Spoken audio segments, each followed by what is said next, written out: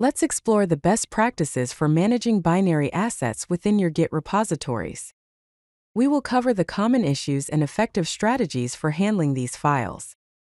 This includes how to keep your repository efficient and maintainable. We will also discuss the tools and techniques you can employ. First, let's define binary files. These are files that aren't plain text, such as images with extensions like PNG, JPG, and GIF, videos like MP4 and MOV, audio files like MP3 and WAV, PDFs, documents, and compiled executables. Unlike text files, binary files present unique challenges when using Git.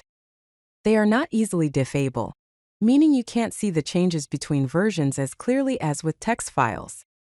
They also lead to inefficient storage because Git stores full copies of each version, resulting in repository bloat over time.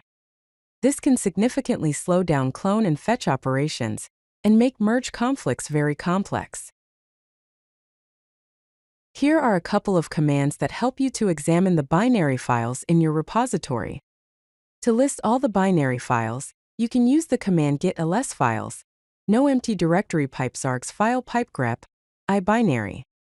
This command lists all files, pipes that list to the file command which determines the type of file, and then we grep, grep, for the string binary. This will give you a list of all binary files in your repository.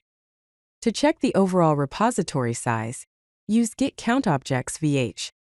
This provides a human-readable output of the space used by your Git objects. To find the largest files in your Git history, use git revlist, objects, all pipe grep f then open parenthesis git verify git/objects/pack/*, .idx pipe sort, cavian pipetail -10 pipe, awk then single quote print $1 single quote close parenthesis. This command helps identify which large files are contributing most to your repository size. The .gitignore file is crucial for excluding unnecessary files from your repository. It is important to ignore generated binary files, build artifacts, and dependencies, ensuring that only relevant source code and assets are tracked. Use file extension patterns to match the files you want to exclude, like star.png or start.mp4. You can also consider creating a global .gitignore file to exclude IDE-specific files across all your projects. Remember to document any exceptions with comments, explaining why certain files are not being ignored. For example, you could include the following in your .gitignore file. Under the comment images, add *.png, *.jpg, *.jpeg, *.gif. Under the comment videos and audio, add *.mp4, *.mov, *.mp3, *.wave. To include certain files, you can add them under the comment exceptions. For instance, !assets/logo.png ensures that this specific PNG file is always included, even if all other PNG files are ignored. Git Large File Storage, or LFS, is an extension that helps manage large files more effectively. To set it up, first install Git LFS using the command git LFS install. Then track specific file types with git LFS track, followed by the file pattern, such as *.psd or *.zip. This tells Git LFS to manage these file types. Finally, add the .gitattributes file to your repository using git add.gitattributes. Git LFS works by replacing large files with text pointers in Git, while storing the actual file contents on a remote server. This prevents your repository from becoming bloated with large binary files. To check which patterns are being tracked, use git LFS track. To list all LFS files in your repository, use git LFS ls files.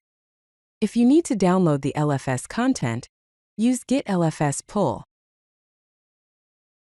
The .gitattributes file allows you to define specific attributes for files in your repository. It is used to mark files as binary to prevent merge conflicts, define custom diff and merge strategies, and set line-ending behavior for specific files. You can also configure Git LFS tracking patterns within this file. Additionally, it's possible to apply filters for specific file types, enabling custom processing. In the sample.gitattributes file, you can mark files as binary, which means Git won't try to create a diff for them. We can add *.png binary, *.jpg binary, *.pdf binary. To track files with LFS, you can add *.psd filter equals LFS diff equals LFS merge equals LFS text, and *zip filter equals LFS diff equals LFS merge equals LFS text. You can also define custom diff tools for specific formats, such as *.docsdiff equals Word. If you've already committed binary files to your repository, you might want to remove them to reduce its size. To remove a file from all commits, use git filter branch, force, index filter, then single quote git arm, cached, ignore unmatched path /to/ large file, zip single quote, prune empty, tag name filter cat, all.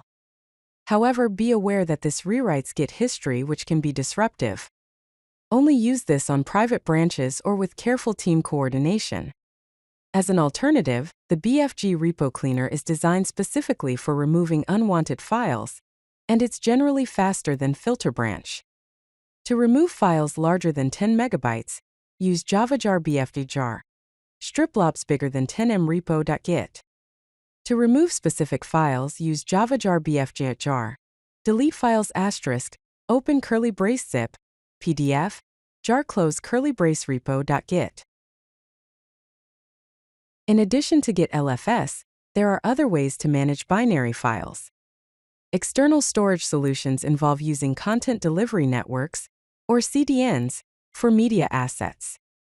You can also store binaries in services like S3 buckets, or use artifact repositories for builds.